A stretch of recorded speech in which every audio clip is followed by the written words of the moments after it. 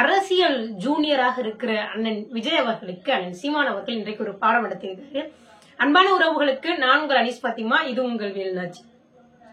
இன்றைக்கு செய்தியாளர் சந்திப்புல நடிகர் விஜய் அவர்கள் த்ரிஷா அவர்களோடு கோவாவிற்கு கீர்த்தி சுரேஷ் அவர்களுடைய திருமணத்திற்கு போயிருக்காரு அப்படிங்கிற மாதிரியான செய்திகளை கேட்டு மக்கள் சந்திக்க நேரமில்ல இதுக்கெல்லாம் போறாங்க அப்படிங்கிற மாதிரி அண்ணன் சீமான் அவர்களிடத்துல பத்திரிகையாளர்கள் கேள்வி எழுப்புறாங்க. அப்படி கேள்வி எழுப்பின உடனே அண்ணன் அது குறித்து பேசாதீங்க, அதை விடுங்க அப்படின்னு தவிர்க்கிறாரு. அதுதான் ஒரு அரசியல் மாண்பு. ஆனா திமுக இருக்கக்கூடிய எல்லாருமே என்ன செஞ்சாங்க அப்படின்னா, விஜய் கோவாவுக்கு போறாரு, த்ரிஷாவோட போறாரு, கீர்த்தி சுரேஷோட கல்யாணத்துக்கு போறாருன்னு இதை அரசியல் ஆக்கிக்கிட்டு இருந்தாங்க.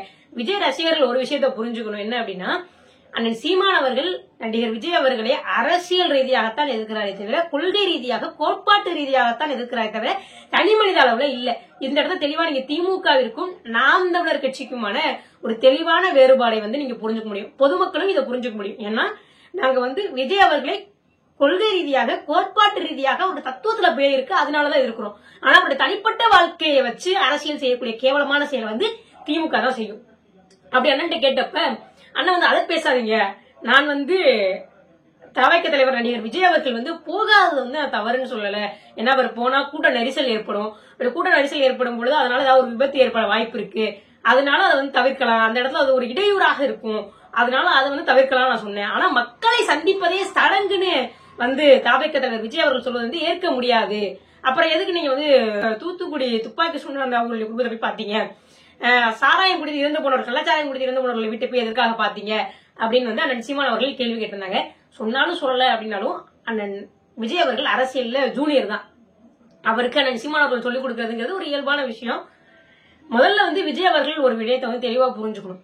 அதாவது சடங்கு சம்பிரதாயம் அப்படின்னு நீங்க சொன்னீங்கன்னா, நாளைக்கு நீங்களே ஒருவேளை தவேக தலைவர் விஜய் அவர்களே ஒருவேளை நீங்க ஆட்சி அமைச்சு வந்தீங்கன்னா மக்களை போய் சந்திக்கிறத நிவாரண பொருட்கள் கொடுக்கறதெல்லாம் சடங்குன்னு சொல்லுவீங்களா? அதெல்லாம் போட்டோ ஷூட்னு சொல்லுவீங்களா? அதாவது அது சடங்கு சம்பிரதாயத்துக்காக அவங்க பண்றாங்கன்னா கூட நீங்க அதை கூட நீங்க அதை கூட பனையூர்ல வச்சு பண்ணிருக்கீங்க. மக்களை போய் நீங்க இன்னும் களத்துக்கே சந்திக்கல, மக்கள் உங்களுக்கு உதவிய மக்களையே களத்துல நீங்க சந்திக்கல. விஜய் அவர்களுக்கு அரசியல் வகுப்பை அண்ணன் சீமான் அவர்கள் எடுத்திருக்காங்க. எந்த இடத்துலயும் விஜய் குறித்து தேவையில்லாம நம்ம பேச போறதே கிடையாது. அண்ணன் சீமான் அவர்களிடத்துல செய்தியாளர்கள் விஜய் குறித்து கேள்வி எழுப்புனதுனால அண்ணன் சீமான் அவர்கள் அந்த பதில சொல்றாங்க. நம்ம திமுக போல ஒரு மாண்பில்லாத ஒரு அருவருக்கத்தக்க ஒரு அரசியலை முன்னெடுக்கல நாம் தமிழர் கட்சி. மாறாக தத்துவார்த்த ரீதியாக கொள்கை ரீதியாக நம்ம ஒரு அரசியலை முன்னெடுக்கிறோம் அப்படிங்கறதுக்கான சான்றை இன்றைக்குரிய நிகழ்வுல சொல்லலாம். அரசியல் ஜூனியராக இருக்கிற அண்ணன் விஜய் அவர்கள் இந்த நிகழ்வை பார்த்து அண்ணன் சீமான் அவர்கள் சொல்வது போல மக்களை போய் சந்திக்கிறத சடங்கு அப்படின்னு சொல்றத தவிர்த்துக்கணும். ஏன்னா மக்கள் பாதிக்கப்பட்ட மக்களை போய் பார்த்து அவர்களுடைய வழிகளை உணர்ந்தவர்கள் தான் தலைவர்களாக ஆக முடியும்.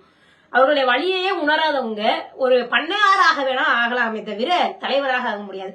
பனையூர் பண்ணையராக நீங்கள் இருக்க வேண்டாம், மாறாக மக்களின் மனங்களை வெல்லுகிற தலைவராக நீங்கள் மாறுங்கள் அப்படின்னு தலைவர் விஜய் அவர்களுக்கு இந்த இடத்துல நம்ம சொல்லிட்டு இந்த வீடியோ முடிச்சுக்கோம். நன்றி.